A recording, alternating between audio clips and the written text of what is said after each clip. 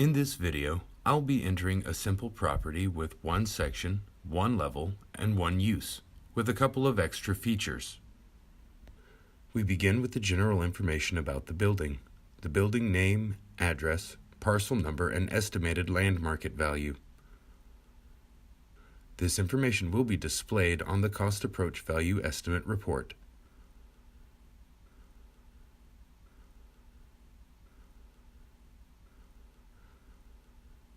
The zip code used will determine the location modifier used in the final calculation. If you were to enter an invalid zip code, the calculation would not be affected by a location modifier.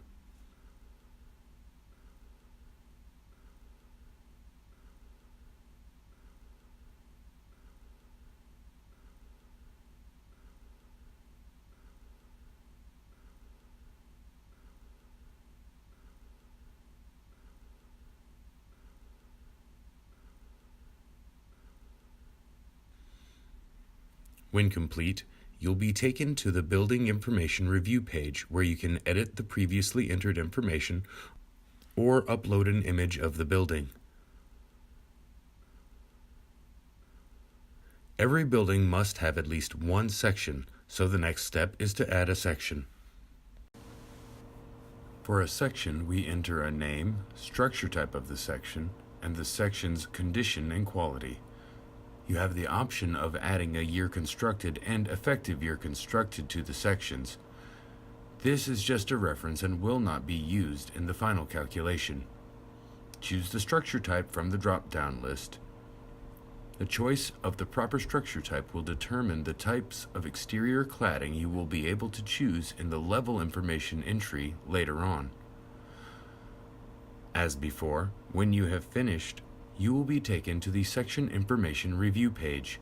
You may upload a sketch of the section or edit the section information as needed. Next, we need to add a level to the section. Each section must have a ground level. The level type will be defaulted to ground if this is the first level in the section. Enter the area in the field labeled square feet and enter the perimeter of the level.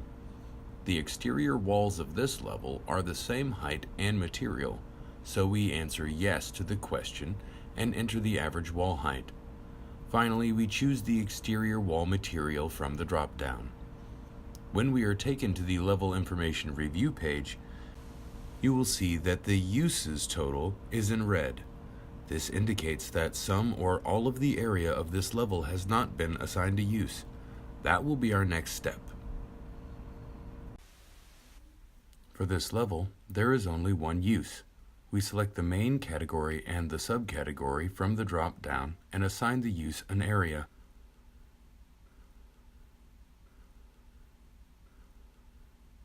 In this case, it is the total area of the level. We set the quality and condition accordingly, and we save.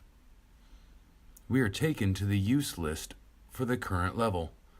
Now that the area has been accounted for, the uses total will be displayed in green. If there is nothing else to add, you could purchase the building now and calculate the RCN or RCN-LD. However, this property has some extra features that need to be added.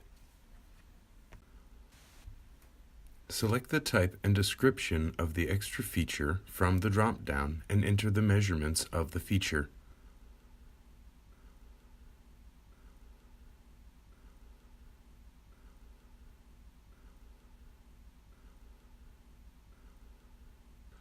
Click Save, and we are taken to the extra feature list. If you have an extra feature that is not on the list of types, there is an option to manually enter a feature. Enter a description of the feature and the cost associated with it in the fields provided.